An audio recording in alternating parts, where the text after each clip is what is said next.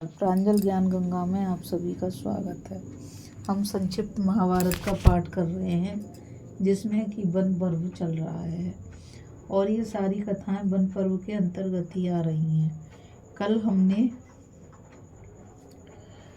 हनुमान जी का सीता जी का पता लगा के आने की कथा को पढ़ा था और आज हम कथा में वानर सेना का संगठन, सेतु का निर्माण, विभीषण का अभिषेक और लंका में सेना का प्रवेश की कथा को पढ़ेंगे।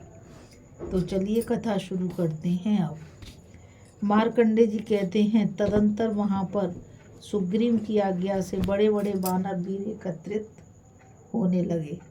सर्वप्रथम बाली का ससुर सुसेन श्री रामचंद्र जी की सेवा में उपस्थित हुआ। उसके साथ वेगवानम वानरों की 10 अरब सेना थी। महाबलवानम गज और गवय 1-1 अरब सेना लेकर आए। गवाक्ष के साथ 60 अरब वानर थे। गंधमादन पर्वत पर रहने वाला गंधमादन नाम से प्रसिद्ध वानर अपने साथ 100 अरब वानरों की फौज लेकर आया। महाबली पनस के साथ 52 करोड़ सेना थी। अत्यंत पराक्रमी दधिमुख भी तेजस्वी वानरों की बहुत बड़ी सेना लेकर उपस्थित हुआ। जामबान के साथ भयानक पौरुष दिखाने वाले काले रीछों की 100 अरब सेना थी। ये तथा और भी बहुत से वानर सेनाओं के सरदार श्री रामचंद्र जी की सहायता के लिए वहां एकत्रित हुए। उन वानरों में कितनों का ही शरीर पर्वत शिखर के समान ऊंचा था। कई भैंसों की तरह मोटे और काले थे। कितने ही सिंदूर के समान लाल थे। वानरों की यह विशाल सेना भरे पूरे महासागर के समान दिखाई पड़ती थी। सुग्रीव की आज्ञा से उस समय माल्यवानम पर्वत के ही आसपास सबका पड़ाव पड़ गया। इस प्रकार जब सब ओर से वानरों की फौज इकट्ठी हो गई, तब सुग्रीव सहित भगवान राम ने एक दिन अच्छी तिथि, उत्तम नक्षत्र और शुभ मुहूर्त में वहां से कूच कर दिया। उस समय सेना व्यूह के आकार में खड़ी की गई। हे कृष्ण, उस व्यूह के अग्रभाग में पवन नंदन हनुमान थे और पिछले भाग की रक्षा लक्ष्मण जी कर रहे थे। इसके अतिरिक्त नल, नील, अंगद, क्रांत, मेंद और द्विविद सेना की रक्षा करते थे। इन सब के द्वारा सुरक्षित होकर वह फौज श्री रामचंद्र जी का कार्य सिद्ध करने के लिए आगे बढ़ रही थी।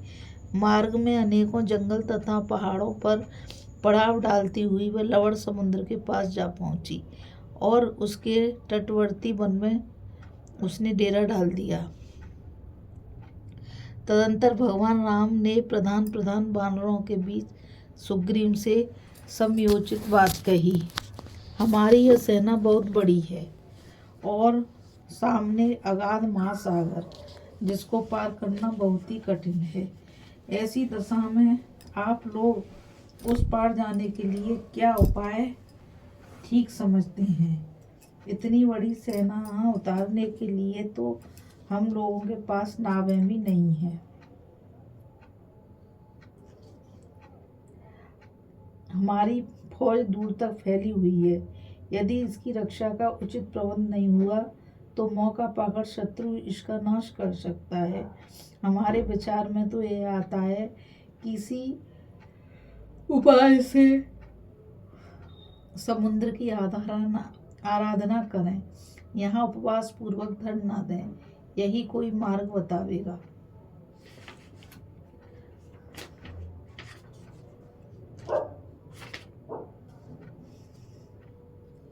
उपासना करने पर भी यदि समुद्र ने मार्ग नहीं बताया तो अग्नि के समान तेजस्वी अमोघ बाणों से इसे जलाकर सुखा दूंगा। यूं कहकर रामचंद्र जी लक्ष्मण सहित आचमन करके समुद्र के किनारे आसन बिछाकर लेट गए। तब नद और नदियों के स्वामी समुद्र ने जल सरों सहित प्रकट होकर स्वप्न में भगवान राम को दर्शन दिया और मधुर वचनों में कहा, कौशल्यानंदन, मैं आपकी क्या सहायता करूं? श्री रामचंद्र जी ने कहा, नंदीश्वर, मैं सेना के लिए मार्ग चाहता हूँ जिससे जाकर रावण का वध कर सकूं।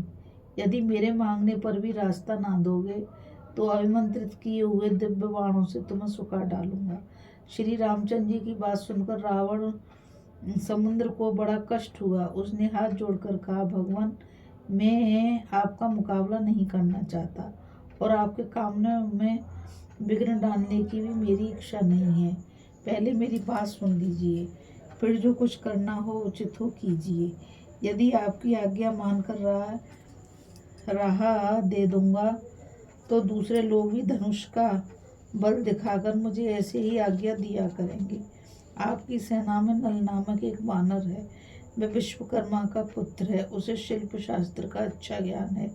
वह अपने हाथ से जो भी तृण, काष्ठ या पत्थर डालेगा उसे मैं ऊपर रोके रहूंगा। इस प्रकार आपके लिए एक पुल तैयार हो जाएगा। यूं कहकर समुद्र अंतर्ध्यान हो गए। श्री रामचंद्र जी ने धरना छोड़ दिया और नल को बुलाकर कहा, नल, तुम समुद्र पर पुल बनाओ। मुझे मालूम हुआ है कि तुम इस कार्य में कुशल हो। इस प्रकार नल को आज्ञा देकर भगवान राम ने पुल तैयार कराया, जिसकी लंबाई 400 कोस की और चौड़ाई 40 कोस की थी। आज भी वह इस पृथ्वी पर नल सेतु के नाम से प्रसिद्ध है। तदंतर वहां श्री रामचंद्र जी के पास राक्षस राय रावण का भाई परम धर्मात्मा विभीषण आया। उसके 4 मंत्री भी थे। भगवान राम बड़े ही आदर हृदय वाले थे। उन्होंने विभीषण को स्वागत पूर्वक अपना लिया। सुग्रीव के मन में शंका हुई कि यह शत्रु का कोई जासूस ना हो, परंतु श्री रामचंद्र जी ने उसकी चेष्टा, व्यवहार तथा मनोभावों की परीक्षा करके उसे सत्य और शुद्ध पाया।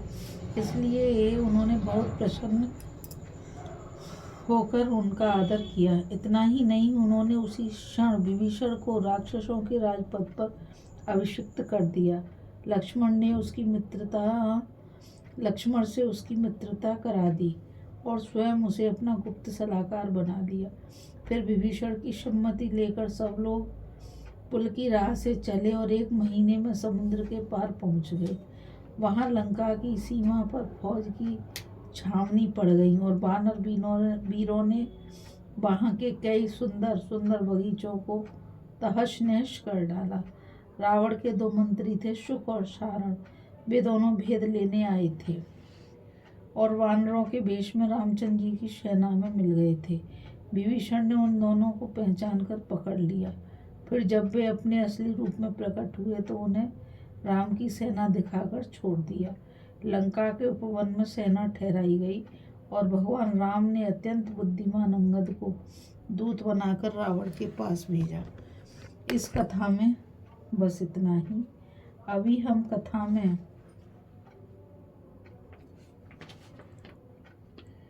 वानर सेना के संगठन, सेतु का निर्माण, विभीषण का अभिषेक और लंका में सेना का प्रवेश की कथा को पढ़ रहे थे। कल हम कथा में अंगद का रावण के पास जाकर श्री राम जी का संदेश सुनाना और राक्षसों तथा वानरों का संग्राम की कथा को पढ़ेंगे। इस कथा में बस इतना ही। मुझ गीता रावत को आज्ञा दीजिए। कल फिर मिलेंगे एक नई कथा के साथ। और मैं आप सभी से यही कहना चाहूँगी कि इस चैनल को ज़्यादा से ज़्यादा लाइक, शेयर और सब्सक्राइब कीजिए ताकि यह अमूल्य ज्ञान अधिक से अधिक लोगों तक पहुँच सके। आज के लिए बस इतना ही। राधे राधे, नमस्कार, जय श्री कृष्णा।